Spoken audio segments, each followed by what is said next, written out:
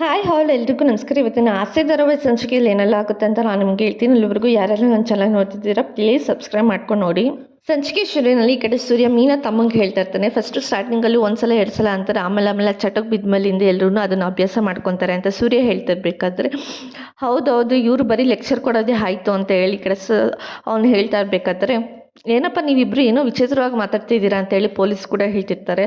ಅರ್ಥ ಆದವ್ರಿಗೆ ಅರ್ಥ ಆದರೆ ಸಾಕು ಬಿಡಿ ಸರ್ ಅಂತೇಳಿ ಅವನು ಕೂಡ ಹೇಳ್ತಾ ಇರ್ತಾನೆ. ನಮಗೆ ಸ್ಕೂಲಲ್ಲಿ ಇದ್ದಾಗ ಟೀಚರ್ ಹೇಳ್ಕೊಡ್ತಾ ಇದ್ರು ಸರ್, ಈ ಥರ ತಪ್ಪು ಮಾಡಬಾರ್ದು ಅಂತ. ಕೆಲವರಿಗೆ ತಪ್ಪು ಅಂತ ಗೊತ್ತಿದ್ರು ಬೇಕು ಅಂತಲೇ ತಪ್ಪು ಮಾಡ್ತಾರೆ, ಅಂಥವ್ರಿಗೆ ಬುದ್ಧಿ ಹೇಳೋದಕ್ಕಾಗಲ್ಲ ಬಿಟ್ಬಿಡಿ ಅಂತ ಹೇಳ್ತಾ ಇರ್ತಾನೆ ಸೂರ್ಯನು ಕೂಡ.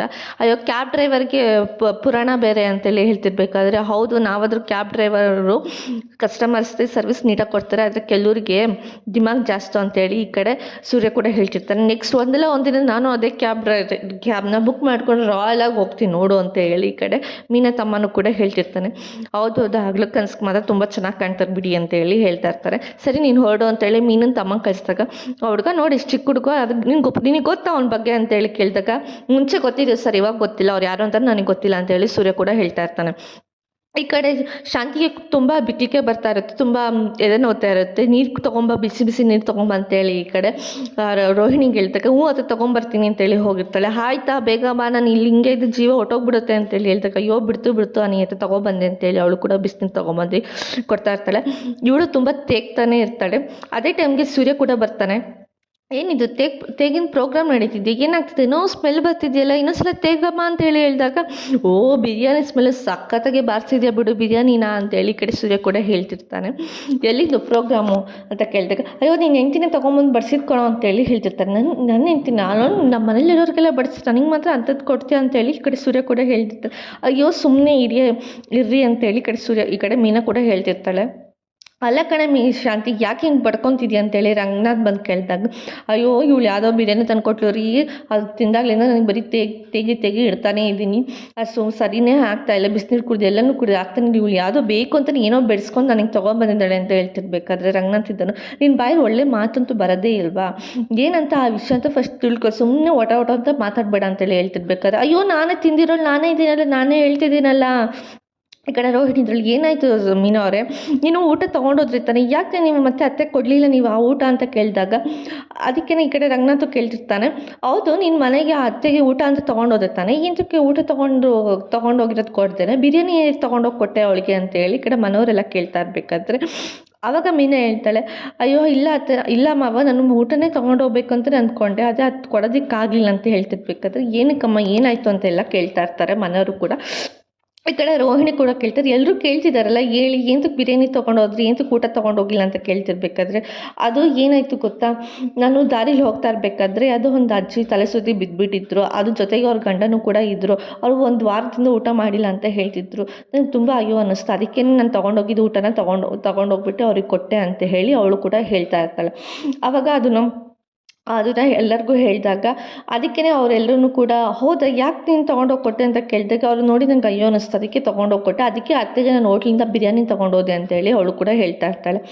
ಅದಕ್ಕೇ ಓ ಅವಳ ನಮ್ಮನೆ ಊಟನೇ ಬೇಕೇನೆ ನಿನಗೆ ಹೋಗಿ ಕೊಡೋದಕ್ಕೆ, ಸಾಯ್ತಿರ್ತಾರೆ, ನೀನು ಯಾಕೆ ಅದನ್ನು ಹೋಗಿ ಕೊಟ್ಟೆ ಅಂತ ಹೇಳಿ ಶಾಂತಿ ಕೇಳ್ತಿರ್ಬೇಕಾದ್ರೆ, ಈ ಕಡೆ ರಂಗನಾಥ್ ಇದ್ದವನು, ಒಳ್ಳೆ ಕೆಲಸ ಮಾಡಿದ್ದೆ ಬಿಡಮ್ಮ, ನಿನಗಲ್ದೆ ಹೋದ್ರೆ ನಿನ್ನ ಗಂಡಂಗಂತೂ ಪುಣ್ಯ ಬಂದೇ ಬರುತ್ತೆ, ಅದರಲ್ಲಿ ಮನೆಯವ್ರಿಗೆ ಎಲ್ರಿಗೂ ಪುಣ್ಯ ಬರುತ್ತೆ ಅಂತೇಳಿ ಹೇಳಿದಾಗ, ಹೌದು ಮನೆಯವ್ರಿರೋರ್ಗೆ ಎಲ್ರಿಗೂ ಪುಣ್ಯ ಬರುತ್ತೆ, ಆದರೆ ನಮ್ಮನೆ ಊಟನೇ ಬೇಕಿತ್ತು ಅವರಿಗೆ, ಹೆಂಗೋ ಎಲ್ಲೋ ತಿನ್ಕೊಂಡು ಇರ್ತಿದ್ರು, ಇವಳೋಗಿ ಕೊಟ್ಬಿಟ್ಟಿದ ತಕ್ಷಣ ಅವ್ರಿಗೆ ಬದುಕ್ಬಿಟ್ರಾ, ಏನಕ್ಕೆ ಬೇಕಿತ್ತು ಇವಳಿಗೆಲ್ಲ ಇದನ್ನೆಲ್ಲ ಸುಮ್ಮನೆ ಇರೋದಕ್ಕಾಗಲ್ಲ, ತೊಗೊಂಡು ಬಂದ ಅನ್ನೋ ಥರ ಇರಬೇಕಿತ್ತು, ಏನಕ್ಕೆ ನೀನು ಕೊಟ್ಟೆ ಅಂತ ಹೇಳಿದಾಗ, ಈ ಕಡೆ ಸೂರ್ಯ ಇದನ್ನು ಅವಳು ಒಳ್ಳೆ ಕೆಲಸನೇ ಮಾಡಿದ್ದಾಳೆ, ಅವಳು ಯಾವತ್ತಿದ್ರೂ ಒಳ್ಳೆಯದೇ ಮಾಡಿದ್ರು, ಏನಕ್ಕೆ ಮನೇಲಿ ಬೀದಿಲಿರೋರು ಮನೇಲಿರೋರು ಏನು ಡಿಫ್ರೆನ್ಸ್ ಇದೆ ಆಯಿತಾ, ನೀನು ಅದ್ರ ಬಗ್ಗೆ ಎಲ್ಲ ಏನು ಮಾತಾಡೋಕೆ ಹೋಗ್ಬೇಡ, ಅವಳು ಒಳ್ಳೆ ಕೆಲಸನೇ ಮಾಡಿದ್ದಿಲ್ಲ, ಅದ್ರ ಬಗ್ಗೆ ಮಾತಾಡೋದು ಸರಿ ಇರಲ್ಲ ಅಂತ ಸೂರ್ಯ ಹೇಳ್ತಿರ್ಬೇಕಾದ್ರೆ, ನೀವು ಯಾಕೆ ನನ್ನ ಗಂಡನ ಬಗ್ಗೆ ಮಾತಾಡ್ತೀರ ಅಂತ ರೋಹಿಣಿ ಹೇಳ್ತಿರ್ತಾನೆ, ನಾನು ಎಲ್ಲಿ ಮಾತಾಡ್ದೆ, ಅವ್ರ ಮಗನೂ ಭಿಕ್ಷೆ ಬೀಳ್ತಿದ್ದಾನೆ ತಾನೇ ಅಂತ ಹೇಳಿದಾಗ, ಅದಕ್ಕೇ ರೋಹಿಣಿದು ನೋಡಿ ನೆಕ್ಸ್ಟ್ ಟೈಮ್ ನನ್ನ ಗಂಡನ ಬಗ್ಗೆ ಮಾತಾಡೋದು ಸರಿ ಇರಲ್ಲ ಅಂತೇಳಿ ರೋಹಿಣಿ ಕೂಡ ಹೇಳ್ತಿರ್ತಾರೆ. ಮಾತಾಡ್ತೀನಿ ಬಿಡಿ ಅಂತೇಳಿ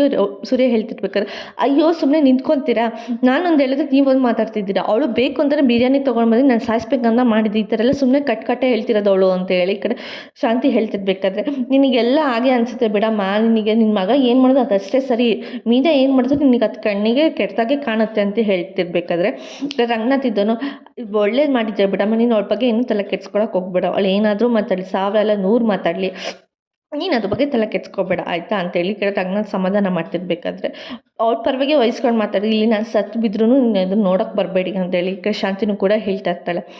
ಅದಕ್ಕೇ ಈ ಕಡೆ ಶಾಂತಿ ಹೇಳ್ತಾ ಇರ್ಬೇಕಾದ್ರೆ ನನಗೆ ಆಗ್ತಿಲ್ಲ, ನಾನಂತೂ ಇಲ್ಲೇ ಹೊಟ್ಟೋಗ್ಬಿಡ್ತೀನಿ ಅಂತ ಅನಿಸ್ತಿದೆ. ಇವ್ಳು ಯಾವ ಬಿರಿಯಾನಿ ತಂದು ಕೊಟ್ಲು, ಅವ್ನು ಏನು ಬಡಿಸಿದಾನೋ ಅದು ನನ್ನ ಕೈಲಂತೂ ಆಗ್ತಿಲ್ಲ ಅಂತೇಳಿ ಈ ಕಡೆ ಇದ್ದಾಗ ಸೂರ್ಯ ಹೋಗಿ ನಾನು ಮೀನಾಗೆ ದೃಷ್ಟಿ ತೆಗಿತೀನಿ ಅಂತೇಳಿ, ಯಾಕೋ ಇಷ್ಟೊಂದು ದೃಷ್ಟಿ ತೆಗಿತಿದ್ದೆ ಅಂದಾಗ ಅವಳು ಒಳ್ಳೆ ಕೆಲಸ ಮಾಡಿದಳಲ್ಲ ಅದಕ್ಕೇನು ದೃಷ್ಟಿ ತೆಗೆದಿಟ್ಟಿದ್ದೀನಿ ಅಂತೇಳಿ ಅವಳಿಗೆ ದೃಷ್ಟಿ ತೆಗಿತಾ ಇರ್ತಾನೆ. ಈ ಕಡೆ ಎಲ್ಲರೂ ಮಲಗಿರುವಾಗ ರಾತ್ರಿ ಬಂದ್ಬಿಟ್ಟು ಈ ಕಡೆ ಮನೋಜ್ಗೆ ಒಂಥರ ನಿದ್ದೆ ಬರ್ತಿರಲ್ಲ, ಅವ್ನಿಗೊಂಥರ ಹಿಂಸೆ ಆಗ್ತಿರುತ್ತೆ. ಈ ಕಡೆ ರೋಹಿಣಿನೂ ಕೂಡ ಎಬ್ಬರಿಸ್ತಾನೆ, ರೋಹಿಣಿ ಕೂಡ ಎದ್ದೇಳ್ತಿರಲ್ಲ. ಇವಳು ನೋಡಿದ್ರೆ ಇಷ್ಟು ಬೇಗ ನಿದ್ದೆ ಮಾಡಿಬಿಡು, ನನಗೊತ್ತು ನಿದ್ದೆ ಬರ್ತಿಲ್ಲ, ಏನು ಮಾಡೋದು, ಯಾಕೆ ಈ ಥರ ಆಗ್ತಿದೆ ಅಂತೇಳಿ ಅವನಿಗೊಂದು ಲೆಟರ್ ಸಿಕ್ಕಿರುತ್ತೆ, ಯಾರೋ ಬಂದು ತೊಗೊಂಡು ಬಂದು ಕೊಟ್ಟಿರ್ತಾರೆ. ಆ ಲೆಟರ್ ಇಟ್ಕೊಂಡು ಅವನು ಕೂಡ ಆಚೆ ಹೋಗ್ತಾನೆ. ಆಚೆ ಹೋಗ್ಬಿಟ್ಟು ಯಾರಿಗೆ ಹೇಳೋದು, ಏನು ಮಾಡೋದು ಅಂತೇಳಿ, ಸರಿ ಅಮ್ಮಂಗೆ ಹೇಳೋಣ ಅಂತ ಹೇಳ್ಬಿಟ್ಟು ಅವ್ರ ಅಮ್ಮಂಗೆ ಫೋನ್ ಮಾಡ್ತಾನೆ.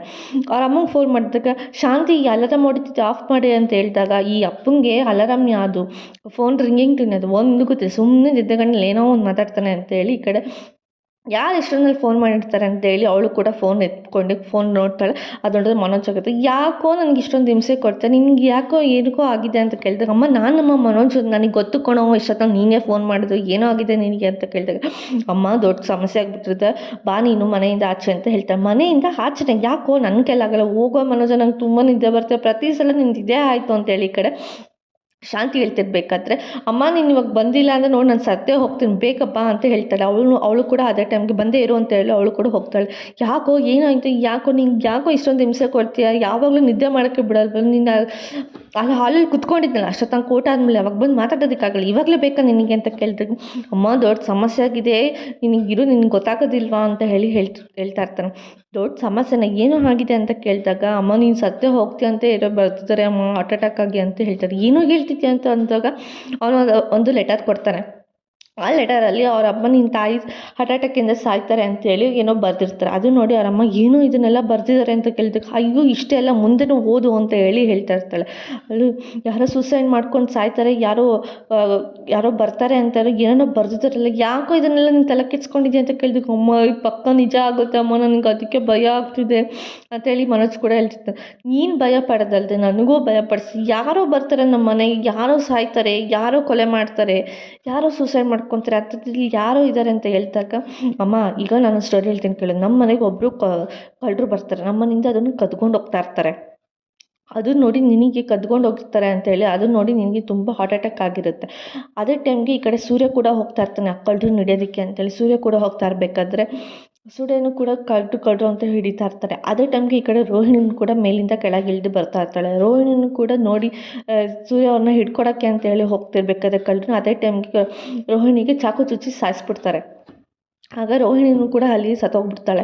ಸೊ ರೋಹಿಣಿ ಮೇಲಿಂದ ಕೆಳಗೆ ಸತ್ತೋಗಿದ್ದಾಗ ಅದನ್ನ ನೋಡಿ ನನಗೆ ಅಯ್ಯೋ ರೋಹಿಣಿ ಸತ್ತೋಗ್ಬಿಟ್ಲಲ್ಲ ಅಂತೇಳಿ ಆ ದುಃಖದಲ್ಲಿ ನಾನು ಕೂಡ ಸೂಸೈಡ್ ಮಾಡ್ಕೊಬಿಡ್ತೀನಿ, ಇದೇ ತಾನೇ ಅಮ್ಮ ಆಗೋದು ಅಂತೇಳಿ ಹೇಳಿದಾಗ, ಅವಳು ಕೂಡ ಅವ್ನು ಹೇಳೋದನ್ನೆಲ್ಲ ಅವಳು ಕೂಡ ಈ ಕಡೆ ಶಾಂತಿನೂ ಕೂಡ ಕೇಳಿಸ್ಕೊತಿರ್ತಾಳೆ. ಅಪ್ಪ ಮನೋಜ ನೀನು ಅದು ಹೆಂಗೋ ನೀನು 5 ಡಿಗ್ರಿ ಪಾಸ್ ಮಾಡಿದೆ, ಎಲ್ಲಿಂದ ಇತ್ತೋ ಈ ತಲೆ ನಿನಗೆ, ಇಂಥ ತಲೆಗೆ ನಾನು ಅಷ್ಟೊಂದು ದುಡ್ಡು ಕೊಟ್ಟು ಓದಿಸಿದ್ದು ನಾನು, ಅಯ್ಯೋ ದೇವ್ರು ಇಂಥ ಮಗನಿಗೆ ನಾನು ಜನ್ಮ ಕೊಟ್ಬಿಟ್ನಲ್ಲ ಅಂತೇಳಿ ಈ ಕಡೆ ಶಾಂತಿನೂ ಕೂಡ ಅಳ್ತಾನೆ ಇರ್ತಾಳೆ. ಅಮ್ಮ ನಾನು ಹೇಳಿದ್ದು ಏನು ತಪ್ಪಿದೆ ಅಂತೇಳಿ ಕೇಳ್ತಾ ಇರಬೇಕಾದ್ರೆ, ನಿನಗೆ ಮಾಡ್ತೀನಿ ಅಂತ ಹೇಳ್ಬಿಟ್ಟು ಅವನಿಗೆ ಹಿಡ್ಕೊಂಡು ನಾಳೆ ಕೊಡ್ತಾ ಇರ್ತಾಳೆ.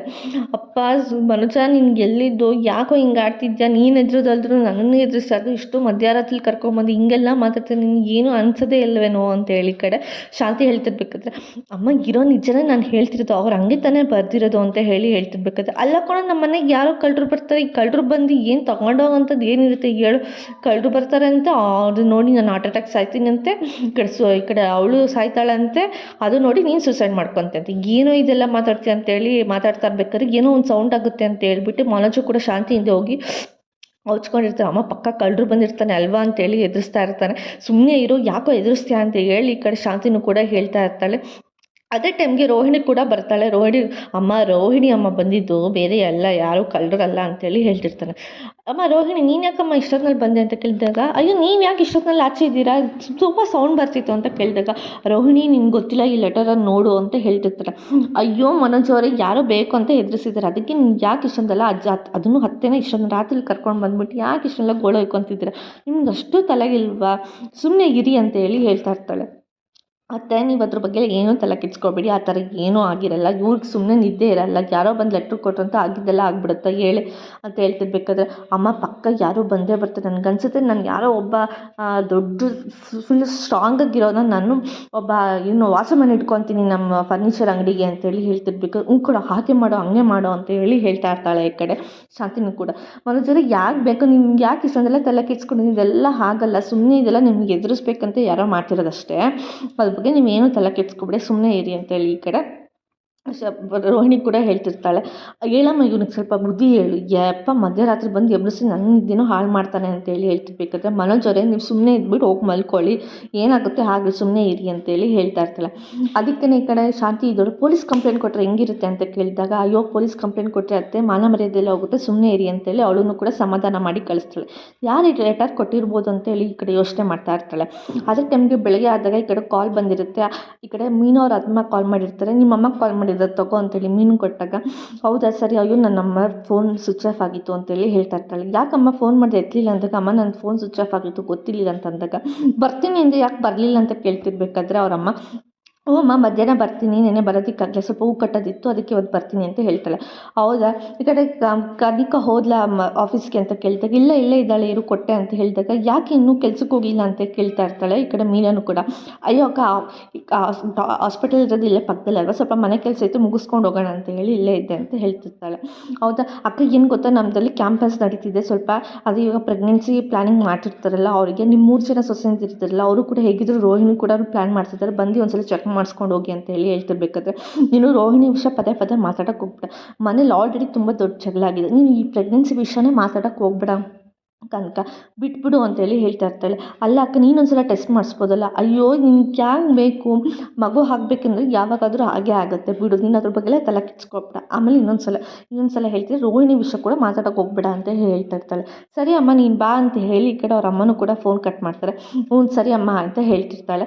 ಇವನೆಲ್ಲಿ ಹೋದ ಅಂತ ಕೇಳಿದಾಗ, ಇವನು ಕೂಡ ಏನೋ ಗ್ರೂಪ್ ಸ್ಟಡಿ ಮಾಡೋದಕ್ಕೆ ಹೋಗಿದ್ದಾನೆ ಅಂತ ಹೇಳ್ತಿರ್ತಾಳೆ.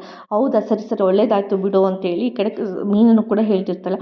ಹೆಂಗೋ ಅವನು ಒಳ್ಳೆ ಬುದ್ಧಿ ಬಂದು ಒಳ್ಳೆ ಕೆಲಸಕ್ಕೆ ಸೇರಿಕೊಂಡು ಅಷ್ಟೇ ಸಾಕಪ್ಪ, ನಮ್ಮ ಕಷ್ಟ ಎಲ್ಲ ನೆರವೇರುತ್ತೆ ಅಂತೇಳಿ ಅವ್ರ ಅಮ್ಮ ಹೇಳ್ತಿರ್ಬೇಕಾದ್ರೆ, ಅದೆಲ್ಲ ಹಾಗೆ ಆಗುತ್ತೆ, ನೀನು ಅದ್ರ ಬಗ್ಗೆ ಎಲ್ಲ ಏನೂ ತಲೆ ಕೆಡಿಸ್ಕೋಬೇಡ ಅಂತೇಳಿ ಕಡೆ ಮೀನು ಕೂಡ ಹೇಳ್ತಿರ್ತಾಳೆ. ಏನದು ಒಳ್ಳೇದಾಗುತ್ತೆ ಏನು ಅಂತ ಕೇಳ್ತಿರ್ಬೇಕಾದ್ರೆ, ಏನಿಲ್ಲ ರೀ ನನ್ನ ತಮ್ಮ ಓದೋಕ್ಕೆ ಅಂತೇಳಿ ಗ್ರೂಪ್ ಸ್ಟಡಿ ಮಾಡೋಕ್ಕೆ ಅಂತ ಹೋಗಿದ್ದಾನೆ ಅಂತ ಹೇಳ್ತಿರ್ತಾರೆ. ಗ್ರೂಪ್ ಸ್ಟಡಿ ಮಾಡೋಕ್ಕೆ ಹೋಗಿದ್ದ, ಗ್ರೂಪ್ ಪ್ಲ್ಯಾನ್ ಮಾಡೋಕ್ಕೆ ಹೋಗಿದ್ದ, ಯಾರು ಮಲ್ಟ್ರು ಮಾಡೋಕ್ಕೆ ಅಂತ ಕೇಳ್ತಿರ್ಬೇಕಾದ್ರೆ, ಏನದು ಗೊಣಗ್ತಿದ್ದೀರಲ್ಲ ಅಂತ ಹೇಳಿ ಹೇಳ್ತಿರ್ತಾಳೆ. ಏನಿಲ್ಲ, ಬದಲಾಗೋರು ಹೆಂಗಿದ್ರು ಬದಲಾಗ್ತಾರೆ, ಹಿಂಗೆಲ್ಲ ಬದಲಾಗಲ್ಲ ಬಿಡು ಅಂತ ಹೇಳಿ ಹೇಳ್ತಿರ್ಬೇಕಾದ್ರೆ, ಇಲ್ಲ ನನ್ನ ತಮ್ಮ ತುಂಬ ಚೆನ್ನಾಗಿ ಬದಲಾಗಿದ್ದ ನಾನು ಅಂತ ಹೇಳ್ತಾರೆ. ಅಯ್ಯೋ ನಿನಗೂ ನಿನ್ನ ತಮ್ಮಂಗೆ ಒಂದು ದೊಡ್ಡ ನಮಸ್ಕಾರ, ಏನಾದರೂ ಮಾಡ್ಕೊಳ್ಳಿ ಅಂತ ಹೇಳ್ತಿರ್ತಾರೆ. ಇವತ್ತಿನ ಸಂಚಿಕೆ ಇಲ್ಲಿಗೆ ಮುಗ್ತಾ ಇತ್ತು, ನಾಳಿನ ಸಂಚಿಕೆಯಲ್ಲಿ ಏನಾಯಿತು ಅಂತ ಹೇಳಿದ್ರೆ ಅವ್ರಿಗೂ ಟೇಕ್ ಕೇರ್, ಬಾಯ್ ಬಾಯ್.